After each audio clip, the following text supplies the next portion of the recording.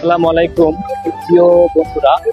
চলে আসলাম কিন্তু বেতগাঁও ইউনিয়নের যেই গ্রামে, সেখানে কিন্তু চলে আসলাম।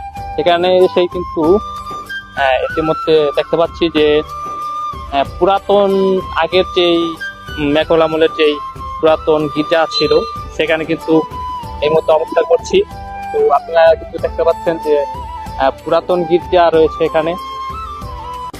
তো একটু কথা বলতে চাই দোকানদার, এখানে কিন্তু একটা মুদি দোকান রয়েছে, দোকানদারের সাথে কিন্তু কথা বলতে চাই।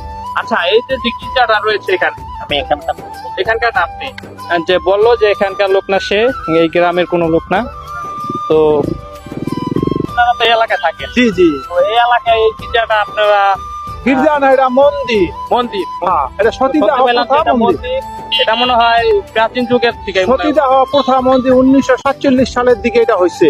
ও যাক, আমরা শুনতে পেলাম যে 1907